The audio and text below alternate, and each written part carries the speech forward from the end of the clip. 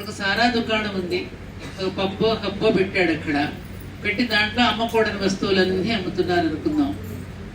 ఏమో దాని ద్వారా మన పిల్లల దురలవాట్లకు లోనవుతారు. ఆ అలవాట్ల వల్ల చేసే తప్పు, తాగి వచ్చి భార్యను కొట్టడమో లేకపోతే ఇంకో దొంగతనం చేయడమో తప్పులు చేయడమో చేస్తుంది. ఆ తప్పులకు ఆ దుకాణదారు ఏమైనా బాధ్యత వహిస్తాడా?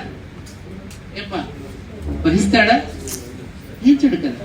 అందుకని సమాజంలో వచ్చేటటువంటి దుష్పరిణామాల నుండి మనం ఒడుపుగా తప్పుకోవాలి అంటే ఏం చేయాలి? మనం భగవన్నామం, సత్కార్యక్రమం, అట్లాగా మీలాగా సత్కర్మలు చేయడం, మంచి పనుల్లో నిమగ్నమవుతూ ఉన్న కొద్దీ కూడా అదొక గొప్ప వ్యసనంగా మారుతుంది. మనకి సేవా కార్యక్రమాలు చేస్తూ ఉన్న కొద్దీ, ఆ సేవ చేయించుకునే వారి కళ్ళలో ఆనందాన్ని చూసిన కొద్దీ కూడా మనకి ఇంకా ఇంకా చేయాలనిపించే మంచి పనుల పట్ల మనం ఒక వ్యసనంగా మారితే మనల్ని మోక్ష స్థితికి తీసుకువెళ్ళగలుగుతాం.